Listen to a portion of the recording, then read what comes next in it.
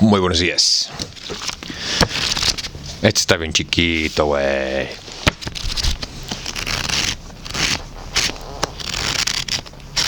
Muy buenas tardes. O muy buenas noches tengan todos ustedes, amigos míos. ¿Cómo están? Me da muchísimo gusto saludarlos de nuevo. Aquí estamos nosotros, Trudy Barbitas, una vez más en este su programa favorito, El Círculo de Lectura. Y aquí estamos en la capital del corrido, el ombligo de México, para comenzar con una nueva pieza de la literatura mexicana. Un poquito más la versión histórica de nuestro país. Un poquito más conocer sobre quiénes fuimos para saber quiénes somos. Alfredo López Austin, Las razones del mito, la cosmovisión mesoamericana, por Ediciones Era. Así que sin más por el momento, bueno, rápido, porque ahora sí, perdónenme la vida, hice tarea. Alfredo López Austin, Chihuahua, Ciudad Juárez, 12 de marzo de 1936, y murió el 15 de octubre del 2021. Fue un historiador mexicano, uno de los más connotados estudiosos del México precolombino, experto en cosmovisión mesoamericana y en los pueblos indígenas de México.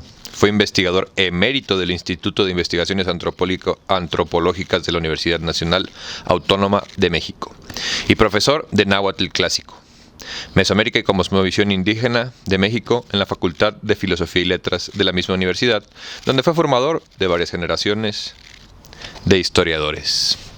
Alfredo López Austin es el que se dice que más sabía al respecto y que se dio a la tarea como de explicar la cosmovisión mesoamericana, ¿no? Así que sin más por el momento ni preámbulos estúpidos que no te importan, vamos a pasar a leer Las razones del mito por Alfredo López Austin. Contraportada.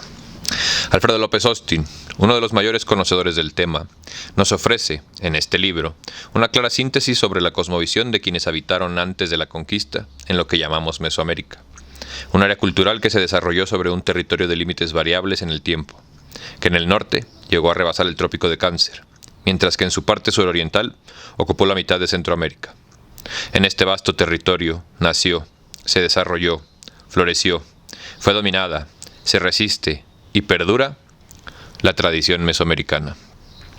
Tras una breve descripción del entorno geográfico y las fases del desarrollo cultural del Mesoamérica, las fuentes en que podemos basar su estudio, la taxonomía básica con que los antiguos pueblos mesoamericanos clasificaban su mundo, López Austin nos presenta los principales dioses y mitos de sus habitantes, los pisos del cosmos, el eje cósmico, el lugar de la muerte, el monte sagrado, el árbol florido, los 4 árboles de los extremos del mundo, los 5 soles y el diluvio, los ciclos cósmicos y astrales, el tiempo, el calendario y las estaciones, el ciclo de la vida y la muerte, el sentido de la vida humana, el nahualismo, el cuerpo y las almas del hombre, la magia y la adivinación, la comunidad, gentilicia, el estado y el cosmos, la cosmovisión y el mito como fundamentos del poder, y los mitos mesiánicos supervivientes.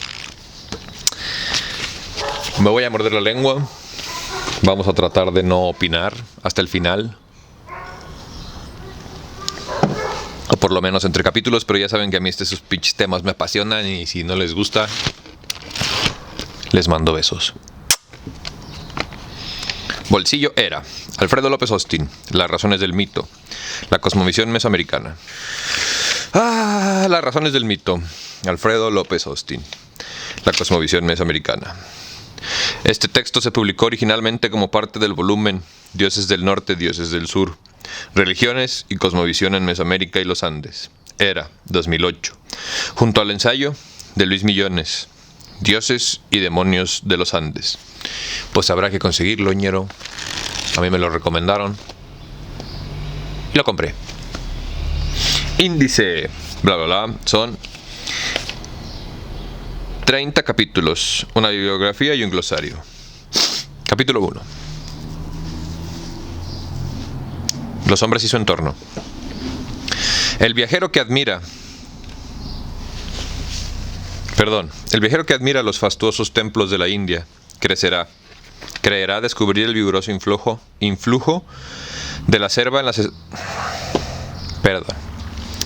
El viajero que admira los fastuosos templos de la India creerá descubrir el vigoroso influjo de la selva en las estructuras ojivales en que se funden arquitectura y escultura. Entreverá en los encajes de piedra la reminiscencia de ramajes tupidos, de lianas que se entrecruzan y de cortinajes de agua que caen desde el dosel arbóreo hasta el fondo disuelto. Tasando la influencia de la naturaleza pensará el viajero. El artista retrató su entorno. El medio obró en su mente y en su mano. De igual modo, se ha atribuido al cielo límpido del Egeo el claro intelecto de los filósofos griegos, y en la vastedad monocroma del desierto se ha querido ver el origen de las concepciones monoteístas. En suma, se ha afirmado y se afirma que pensamiento, inspiración y obra son determinados por la geografía. Algunos pensadores, en cambio, han asignado el mandato de una herencia inmutable no solo el carácter de los pueblos, sino su razón de ser y su destino. Raza, nación, naturaleza e historia se han fundido como un todo para explicar el papel de las sociedades sobre la Tierra. Cuando aún se creía que el mundo del hombre era el centro del universo y que los astros determinaban la idiosincrasia de los pueblos, los temperamentos nacionales se explicaban por la posición de los astros el día de la creación. Así, por ejemplo, había tocado a Saturno extender su poder sobre Inglaterra y el amanecer universal. Por lo que los ingleses debían su humor flemático al influjo frío y húmedo del planeta. Hoy nos burlamos de tales concepciones, pero hace menos de un siglo, una idea semejante que proclamaba la superioridad de los supuestos arios sembró el terror en el mundo, y en este siglo XXI, en nuestro continente, previve la ignominia de la discriminación racial. ¿Ven por qué les dije que me voy a callar la boca y a morder la lengua? ¿Qué tanto de verdad podrían tener estos determinismos geográficos o raciales? Nadie podrá negar que el medio influye considerablemente en la cultura de los pueblos. Sin embargo, dista mucho de tener el peso que se le ha atribuido. En cuanto a la raza como factor histórico, su valor ha sido ideológico, mero pretexto para justificar las invasiones, los expolios, la explotación y la brutalidad. En todo caso, veamos cómo operaron las diferencias geográficas y étnicas en la formación de una de las grandes tradiciones del mundo, la mesoamericana. Mesoamérica ha sido definida como un área cultural que se desarrolló sobre un territorio de fuertes contrastes, de límites variables en el tiempo, como corresponde a todas las áreas culturales. Sus confines septentrionales llegaron a rebasar el Trópico de Cáncer, mientras que en su parte suroriental ocupó la mitad de Centroamérica. Si algún rasgo común puede señalarse en tan vasta región, es la posibilidad de cultivo de temporal, lo que permitió caracterizar a las sociedades mesoamericanas como agricultores que dependieron básicamente del maíz, sustentado por las lluvias estacionales. Sin embargo, la variedad climática que conocieron las sociedades mesoamericanas fue considerable. País montañoso en su mayor parte, queda conformado por dos cadenas, la Sierra Madre Occidental, y la Sierra Madre Oriental, que limitan una elevada altiplanicie triangular, y que albergan grandes bosques de encinas y coníferas.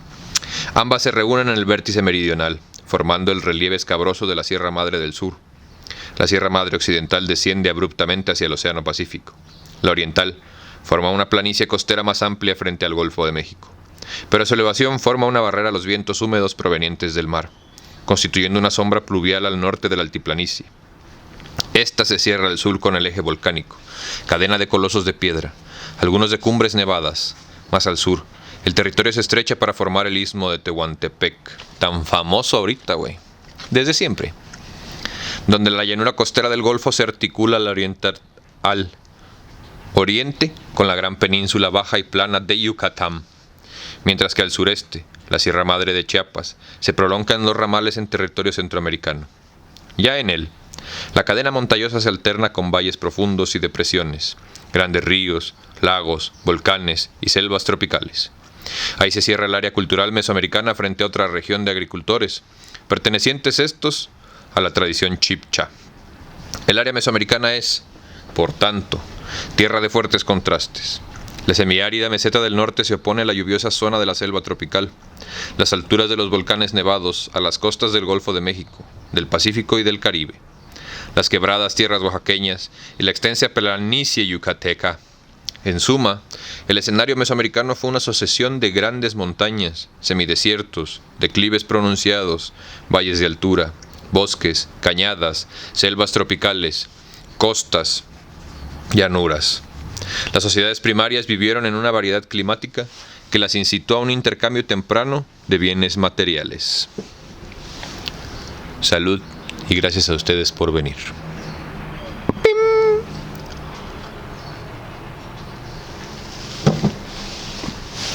Pasemos al aspecto humano. Mesoamérica fue un verdadero mosaico étnico que hoy todavía puede apreciarse en la diversidad lingüística de los descendientes de los antiguos pueblos. Por cierto, si alguno de ustedes sabe náhuatl o uno de los idiomas tradicionales de este país, por favor pónganme en los comentarios cómo le podemos hacer para que me enseñen. Gracias. Aunque existen distintos criterios de identificación y clasificación de las lenguas indígenas, algunos lingüistas calculan que en el territorio mesoamericano existieron aproximadamente 70 lenguas, pertenecientes a 16 familias diferentes. Según los cálculos, a la glotocronología, hacia 2500 AC, paréntesis cultural. Palabras que no conocías. Glotocronología. Glotocronología, del griego ático y tiempo. Es la parte de la texicoestadística. O sea, las estadísticas del texto, supongo, güey. La glotocronología es una técnica para calcular la separación temporal o divergencia entre dos lenguas que se suponen emparentadas.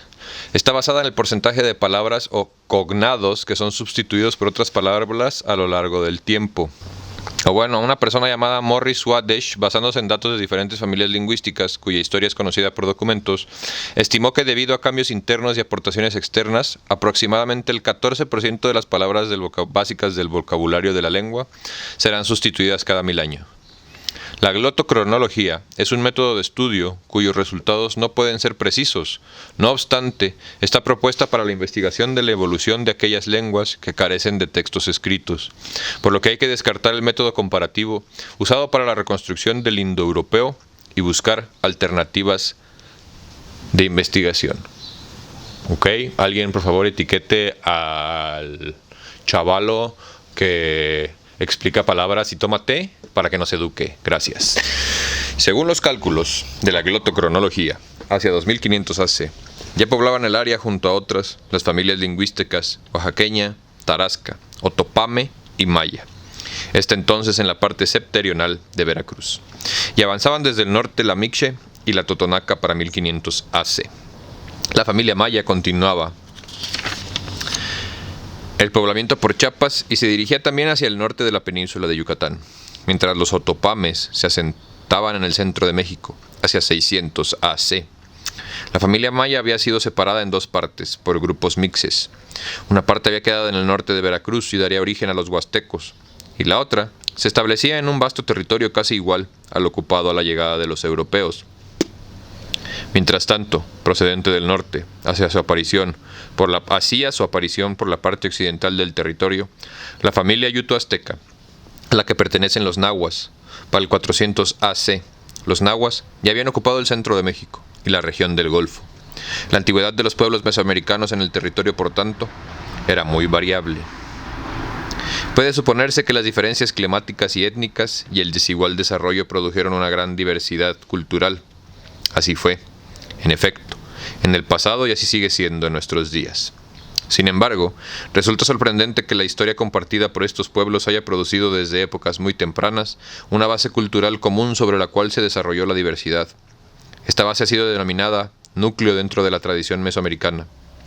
Si se profundiza en las técnicas agrícolas, en la organización social y política, en la taxonomía del cosmos, en las concepciones de la estructura y el funcionamiento del cosmos, en las creencias y prácticas religiosas, en la simbología y en muchos otros aspectos de la vida humana, podrá comprobarse que hunden sus raíces en el mencionado núcleo duro y que éste, en buena parte, subsiste hasta nuestros días. Aunque parezca contradictorio, Mesoamérica se caracteriza por el binomio unidad-diversidad cultural. En el fondo de la cultura, más allá de la diversidad del medio natural y de las etnias, se halla el poder constructor de la permanente comunicación humana. Me gusta mucho cómo narra este güey. Capítulo número 2. El desarrollo cultural de Mesoamérica. Si entre las notas definitorias de Mesoamérica está el ser un área cultural de agricultores que tienen como base de subsistencia el maíz, puede comprenderse por sus antecedentes se retrotraen por milenios a los primeros pobladores del territorio. Los antepasados remotos de los mesoamericanos habían llegado mucho tiempo atrás, hacia el 33.000 a.C., con una cultura arqueolítica de recolectores-cazadores. Era un tiempo de convivencia con las grandes bestias del Pleistoceno, el mamut, el mastodonte, el perezoso gigante, y aún poblaban las praderas los camélidos y équidos que después emigrarían al continente asiático. En este ambiente los recolectores cazadores desarrollaron sus técnicas y conocimientos por 26 milenios, pero fue el fuerte cambio del Holoceno lo que impulsó la domesticación de nuevas plantas, y tras ella, el gran paso hacia su cultivo. Con su aprovechamiento e inconsciente selección, el hombre produjo variaciones genéticas en el guaje o jícara, la calabaza, el frijol, el aguacate, el maguey, el nopal, la yuca, el chile, el algodón, el amaranto, el zapote negro y el blanco, el tomate, y en otras muchas plantas que fue adaptando a sus necesidades y a su medio. La principal entre todas fue el maíz, cuya domesticación se calcula hacia el 5000 a.C. Durante 2500 años, los cultivadores primarios fueron aprovechando en mayor medida las plantas domesticadas y progresando en sus prácticas de cultivo, hasta que llegó el tiempo entonces que se transformaron en sedentarios y agricultores. Entonces, la mayor parte de su subsistencia dependía de sus cosechas, por lo que se establecieron en forma permanente junto a sus campos de cultivo, transformando con ello no solo sus hábitos, sino su economía. A partir de entonces, la proximidad del hombre con sus semejantes fue mayor. En esta época, calculada hacia el 2500 AC, puede ubicarse el nacimiento de Mesoamérica. El desarrollo cultural del área se ha dividido muy esquemáticamente en los periodos denominados preclásico, 2500 AC a 200 DC, clásico, 200 DC a 900 DC, y posclásico, 900 DC a 1521. El preclásico se inicia con el sedentarismo agrícola y el principio de la cerámica. A lo largo de los 23 siglos de este periodo, las técnicas de cultivo se desarrollan, lo que conlleva el paulatino dominio de sistemas de control de aguas. Esta transformación tiene como consecuencia el incremento demográfico constante y la transformación de los primitivos caseríos en grandes aldeas que darán origen a capitales protourbanas. Políticamente, se recorre el camino de las sociedades igualitarias a las fuertemente jerarquizadas. El intercambio de bienes incrementa hasta el establecimiento de largas rutas comerciales. La especialización del trabajo se manifiesta principalmente en la talla de piedra, sobre todo en la escultura monumental, y en el pulimentado de las piedras verdes semipreciosas que, sin rigor químico, llamamos jade en términos generales. Puede suponerse que la construcción de la visión básica del mundo que caracterizó el pensamiento mesoamericano tuvo lugar en el preclásico temprano, 2500 AC a 1200 AC, para el preclásico medio, 1200 AC a 400 AC, cuando las técnicas de cultivo se enriquecieron, con la construcción de terrazas, canales y represas, y se intensificó el intercambio interregional de materias primas. Surgió la división social y se diferenciaron jerárquicamente las aldeas. Entre los asentamientos más importantes de la época puede señalarse la venta de los olmecas. Datan de entonces las primeras notaciones calendáricas de las que tenemos noticias. Dichos registrados que nos permiten conocer que ya se usaba el ciclo adivinatorio de 260 días. Un pueblo que habitó la región, lindante con el Golfo de México, los olmecas, se destacó por la difusión de un sistema simbólico que contiene la representación de los elementos constitutivos del gran aparato cósmico. Sus símbolos, grabados en bienes portables y suntuarios, se distribuyeron por buena parte de Mesoamérica, contribuyendo a la justificación del poder de los gobernantes, quienes se identificaban a ellos como intermediarios entre el mundo perceptible y el ámbito de lo sagrado. La neta, los olmecas estaban bien chidos, güey.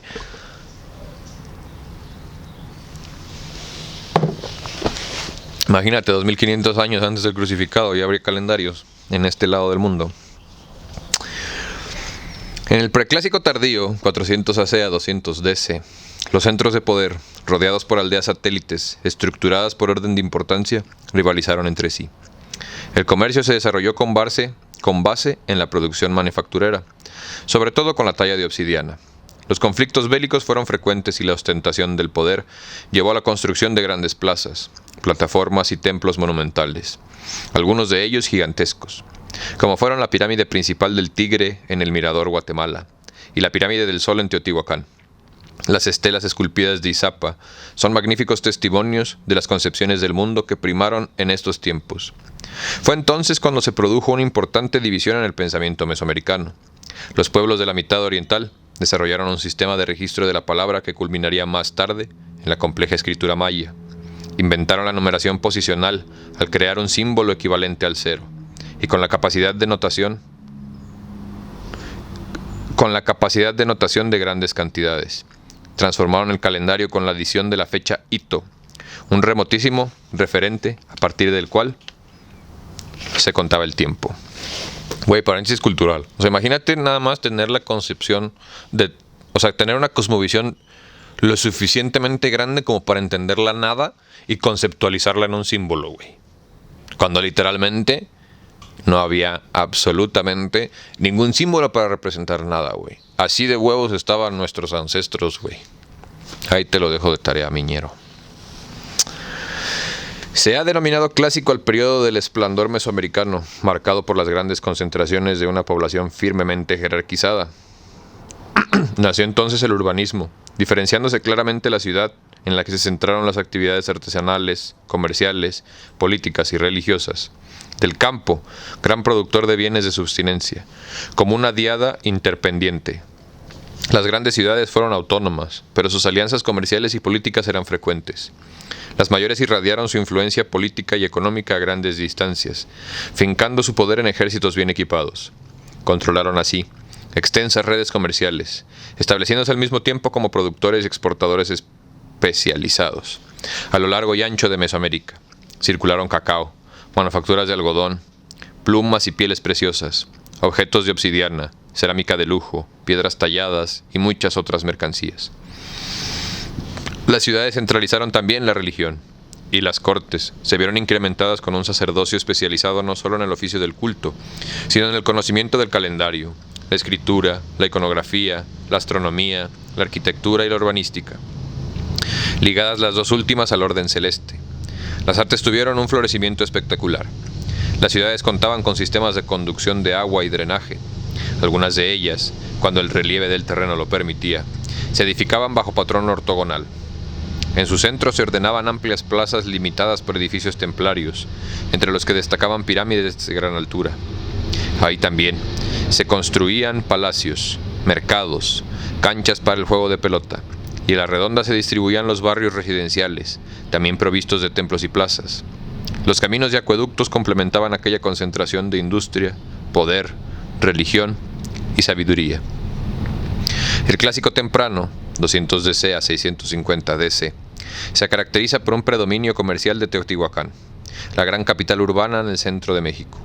El clásico tardío, 650 DC a 900 DC, tras la caída de Teotihuacán, fue el tiempo del esplendor de otras urbes, entre ellas Monte Albán en Oaxaca, y toda una pléyade de ciudades mayas: Tikal, Calakmul, Palenque, Copán, Becán, Uxtancún, Uxamal, Yaxchilán, Quirigua, Cobá y muchas otras.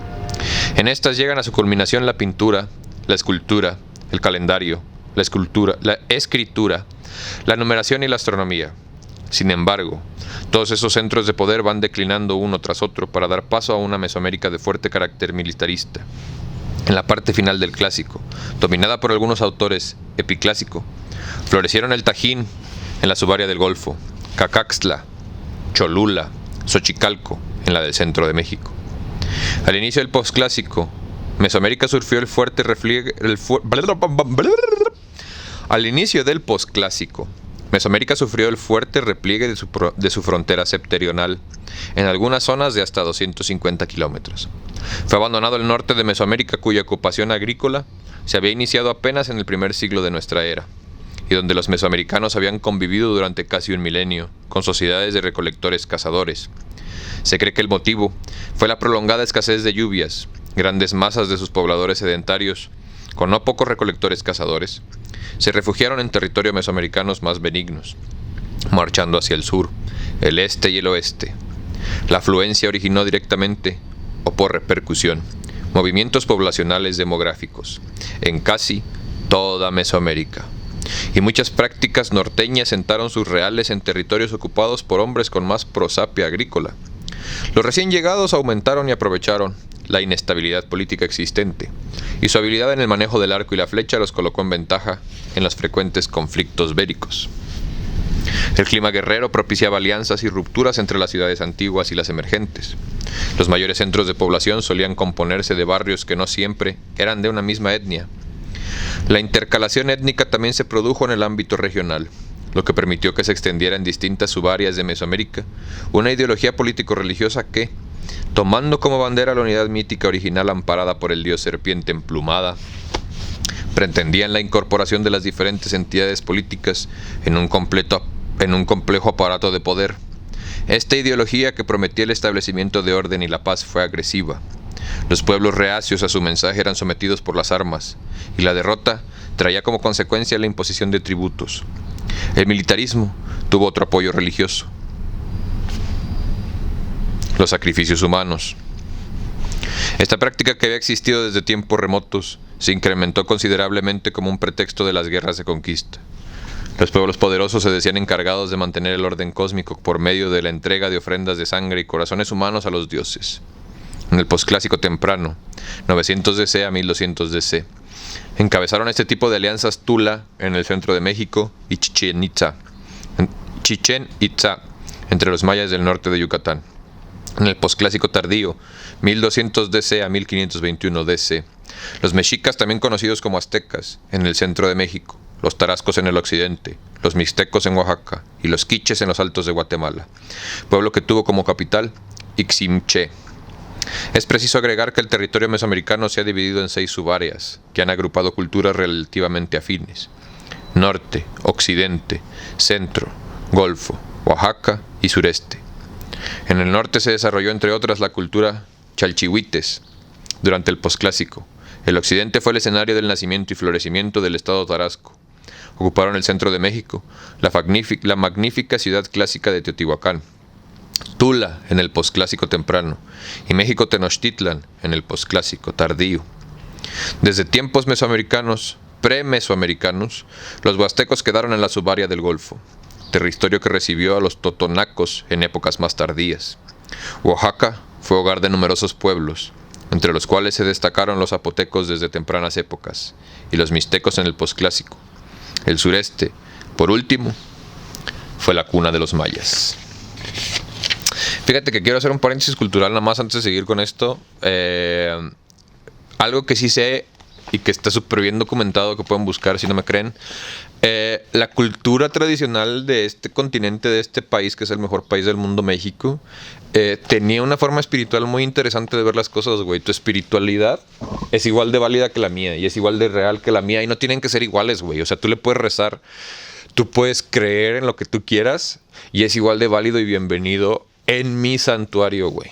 Y le puedes venir y poner una ofrenda a tu ofrenda en mi altar sin ningún problema, ni que sean iguales, güey. Y es igual de válida tu espiritualidad que la mía. Y ninguna es mejor que la otra, güey. Por eso había estos intercambios culturales tan interesantes y por eso vemos cosas tan extrañas como que en los mismos barrios vivían gentes de diferentes etnias y creencias, güey. Cosas que en otras partes del mundo, de mente básica, no se podían, güey. ¿No? Porque, no, mi amigo imaginario es mejor que el tuyo, vamos a matarnos a la verga. Nada ha cambiado en realidad, güey. Entonces, esa era la concepción del mundo antes. Y por eso, esta franja de tierra tan grande, güey, este cuerno de la abundancia que es México, es tan importante para la tierra.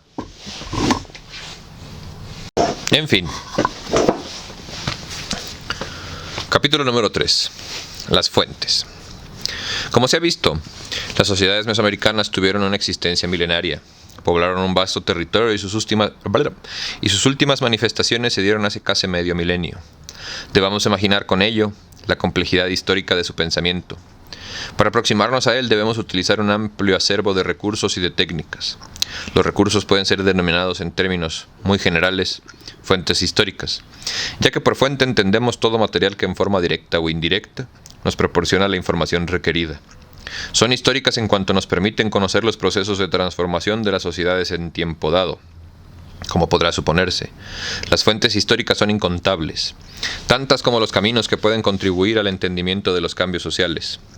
Solo mencionaremos aquí las más generales. Su naturaleza es tan diversa que conviene hacer al menos una clasificación primaria, advirtiendo que su aplicación, sus técnicas y su valor relativo son muy variables según las épocas estudiadas. En el estudio de Mesoamérica resaltan las fuentes arqueológicas. Son el recurso más importante para el conocimiento de los pueblos que existieron desde la formación de esta área cultural hasta el principio del posclásico, sin que dejen de ser sumamente útiles para el estudio de este último periodo. La arqueología nos proporciona información de muy variada naturaleza, sobre las condiciones ambientales en que se desarrollaron las sociedades, las formas en que éstas transformaron su entorno, su aprovechamiento de los recursos naturales, sus obras materiales, los movimientos de población, el desarrollo cultural, particularmente el tecnológico, las vías del intercambio de bienes y el establecimiento de los mercados, los conflictos internos y externos, y la eventual desaparición de las entidades políticas, etc. Cuando más profundamente en la conciencia de los pueblos estudiados, el arqueólogo es capaz de entrever los vestigios materiales, las concepciones que tuvieron tanto de este mundo como el ámbito de lo imperceptible y sagrado. Podrá percibir en sus investigaciones las bases intelectuales que rigieron el pensar y el actual de dichos pueblos, la organización y las relaciones sociales y políticas, la regulación del tiempo, la clasificación de la naturaleza, la sociedad y lo sagrado, los procedimientos de interrelación con las divinidades, el arte y las diferentes formas que crearon para el registro y comunicación del pensamiento. Es que ya es la hora en la que la colonia empieza a salir a pasear a sus perros y pues ya sabe, ¿no? La Trudy ladra como si no hubiera mañana.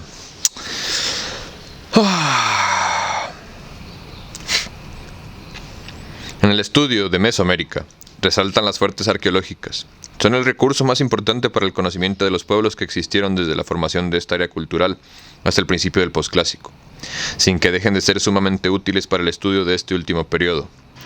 La arqueología nos proporciona información de muy variada naturaleza sobre las condiciones ambientales en que se desarrollaron las sociedades, las formas en que éstas transformaron su entorno, su aprovechamiento de los recursos naturales, sus obras materiales, los movimientos de población, el desarrollo cultural, particularmente el tecnológico, las vías de intercambio de bienes y de establecimiento de los mercados, los conflictos internos y externos, la eventual desaparición de las entidades políticas, etc. Calando más profundamente en la conciencia de los pueblos estudiados, el arqueólogo es capaz de entrever los vestigios materiales, las concepciones que tuvieron tanto de este mundo como el ámbito de lo imperceptible y sagrado. Podrá percibir en sus investigaciones las bases intelectuales que rigieron el pensar y el actual de dichos pueblos, la organización y las relaciones sociales y políticas, la regulación del tiempo, la clasificación de la naturaleza, la sociedad y lo sagrado, los procedimientos de interrelación con las divinidades, el arte y las diferentes formas que crearon para el registro y comunicación del pensamiento. Son muy próximas a las arqueologías, las fuentes que provienen de la antropología física, así como los vestigios del medio natural, y de la obra del hombre nos proporcionan excelentes datos sobre su trayectoria histórica. Los restos de su propio cuerpo nos revela su interrelación con la cultura. Como sucede con la arqueología, el notable desarrollo tecnológico actual de la antropología física nos proporciona cada vez más conocimiento sobre el pasado remoto, líneas de descendencia, alimentación, daños orgánicos sufridos por el medio natural o por la acción humana, etc. Las fuentes documentales contienen el registro que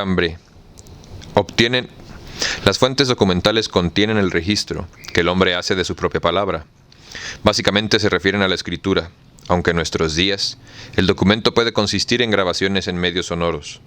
Son, por tanto, las fuentes que más nos aproximan al pensamiento de las sociedades estudiadas. En el caso de Mesoamérica, Los textos se dividen en dos grandes clases.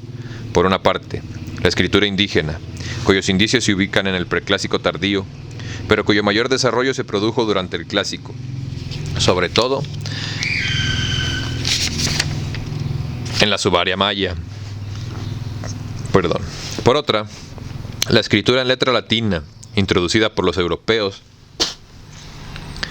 Esta, a su vez, puede dividirse en la escritura en español y en latín, utilizada por españoles, indígenas y mestizos, y la escritura en lenguas nativas, derivada de la escritura latina, que se adaptó en la colonia temprana, tanto por los indígenas como por los evangelizadores.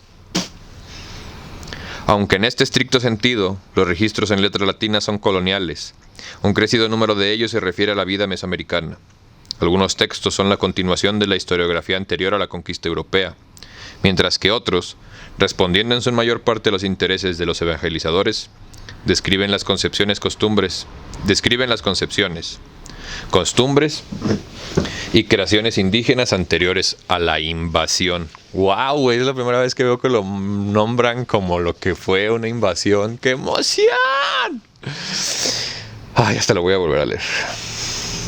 Algunos textos son la continuación de la historiografía anterior a la conquista europea, mientras que otros, respondiendo en su mayor parte a los intereses de los evangelizadores, describen las concepciones, costumbres y creaciones indígenas anteriores a la invasión. Destaca entre los documentos coloniales la obra de Fray Bernardino de Chagún, que proporciona una amplia visión de la antigua vida indígena.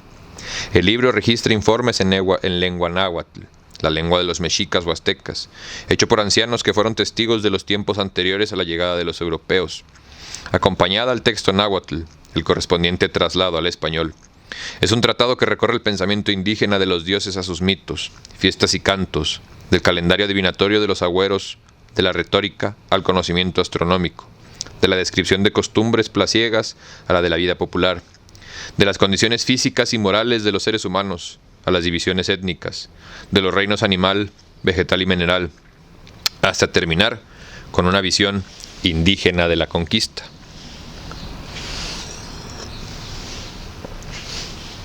El mejor ejemplo de los documentos creados por iniciativa de los propios indígenas pertenece a los Altos de Guatemala. Es el Popol Vuh, que ya lo leímos, el link está abajo, lo voy a poner al rato. Obra escrita originalmente en lengua quiche, que comprende mitos de creación del mundo, del ser humano y de los ancestros, y de sus autores. Aunque escrito en tiempos tardíos, los especialistas han podido identificar a sus personajes y aventuras místicas en las bellas pinturas en vasos mayas del clásico. Paralelas y muy próximas a las fuentes documentales, se encuentran las iconografías que comprenden las imágenes visuales en una amplia gama que va de la representación de la percepción física de los objetos al simbolismo limítrofe con la escritura. La escultura y la pintura mesoamericanas revelan al investigador de la cosmovisión un colorido mundo de dioses y seres fantásticos, elementos del aparato cósmico, ciclos astrales. Acaba de salir el pito chico de mi cuadra. Ciclos astrales, estacionales, calendáricos, de la vida y de la muerte, aventuras míticas, edificios templarios, objetos litúrgicos y actos rituales. Existen libros pictóricos como el llamado Códice Borgia, que son un comprendido del flujo cotidiano de las fuerzas divinas sobre la tierra y de complejos y coloridos ámbitos extramundanos, que aún se resisten a la comprensión de los estudiosos. ¿Será porque esos códices no están en México? Entre las fuentes históricas directas se cuenta con las etnográficas. Pese a los siglos transcurridos desde la invasión europea, la tradición mesoamericana, difícil pero inexorablemente entrelazada con la cristiana, ha preservado concepciones, mitos y ritos que auxilian al investigador en su esfuerzo por comprender la antigua visión del mundo. No se trata, indudablemente, de un pensamiento anquilosado, sino de la reelaboración cultural constante que surge de una vida colonizada, en condiciones de opresión y en respuesta de resistencia. En los siguientes capítulos el lector podrá aquilatar la importancia de la herencia mesoamericana en la vida de los actuales pueblos indígenas de México y Centroamérica. Aquí le vamos a dejar por hoy. Mañana leemos el capítulo 4 y voy a empezar con mi opinión, así que si le quieres quitar porque eres un pinche mazapancito, eres libre. Paz. Dos cosas quiero mencionar rápido, nada más, güey. La visión de los vencidos, también les voy a poner el link porque ya lo leí, muy polémico porque me la paso diciendo mi opinión. Es mi canal, últimamente hago lo que a mí se me dé la gana. Pero sí creo que es importante que sepamos que, ok, güey, a ver, número 1. Fray Bernardino de Sahagún. Fray Bernardino, ¿ok? Entonces, toda esta parte de la traducción del idioma original al latín, al español, ¿no? Al idioma colonizador, yo creo que puede estar bastante censurada, güey. Recordemos que hay una época en la historia en la que los sacerdotes censuraban el cine, güey, y le recortaban las pedazos a la cinta. Si no me creen, infórmense, güey. Entonces, ¿cómo podríamos nosotros tener la esperanza, güey, de que esos textos no están completamente recortados y editados para lo que la iglesia pedófila, perdónenme, la iglesia católica de ese entonces quería que dijeran, güey? Ahora, tenemos que entender, güey, que durante ese proceso de colonización, güey, o durante ese proceso de invasión, masacre y genocidio indígena o tradicional de la gente que hubo aquí, de genocidio de personas, güey, humano, una vez más patrocinado por el hombre blanco y por el cristiano, creo que es importante, güey, que entendamos que ¿cuántas putas personas crees que hablaban español y náhuatl, güey? O sea, ¿crees que eran un vergo? No. Han de haber sido como 3, 4 gatos, güey. En todo el imperio, güey. Por lo menos al principio.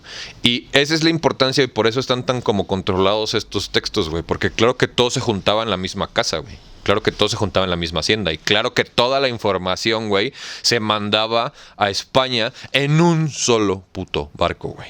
Entonces, creo que tenemos que entender, güey, que es difícil conceptualizar el dolor y todo lo que se vivió en esas épocas en un texto tan incompleto como La visión de los vencidos, güey. O sea, discúlpenme que se los diga, güey. Yo lo he leído varias veces, deja mucho que desear. Aunque también, güey, tiene mucha información que cuando no estás enterado de nada, güey, es una buena gateway drug, güey. O sea, es tu primer toque de marihuana en esta vida de la información, güey, y en el mundo que es este pedo, güey, la cosmovisión mesoamericana. Entonces, quería decir eso, ¿no? Que es muy importante que lo entendamos, que la concepción o esta parte bonita en la que te platican la españolización de México, güey, sangre, dolor, muerte, o sea, punto. Porque sí hay un texto indígena, güey, que guarda todo esto y está escondido, por obvias razones. Entonces, una vez más, siempre lo he dicho y lo seguiré repitiendo, creo que tenemos que regresar a nuestros abuelos, creo que tenemos que regresar a las comunidades de la sierra, a que nos platiquen qué pasó, güey, a que nos enseñen los textos que tienen escondidos, a que nos cuenten realmente la historia de lo que ellos tienen de historia, porque acuérdense que hubo naciones en México que nunca fueron colonizadas. Por eso la cultura tradicional de México sigue tan viva. Muchísimas gracias por venir. Yo soy Barbitas. Promovamos el debate, promovamos la discusión y promovamos este tipo de piezas. Ay, discúlpenme si mi pelo hace mucho escándalo ahorita con el micrófono, en lo que busco el enfoque. Producción. Muchísimas gracias por acompañarme en este ejercicio de resistencia cultural. Les recuerdo que...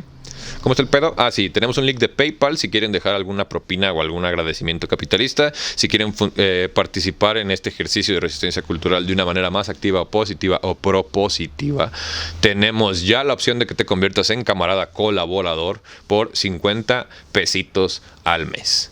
Mexicanos, porque es la única manera que importa en este país. Si tienes alguna otra moneda, pues métete a Google y haz la conversión, no seas huevón. Muchísimas gracias por venir a este su ejercicio de resistencia cultural favorito. Yo soy Barbitas. Esto es Las Razones del Mito por Alfredo López Austin. Nos vemos a la próxima. Chao. Ni hace ruido cuando lo cierras, güey.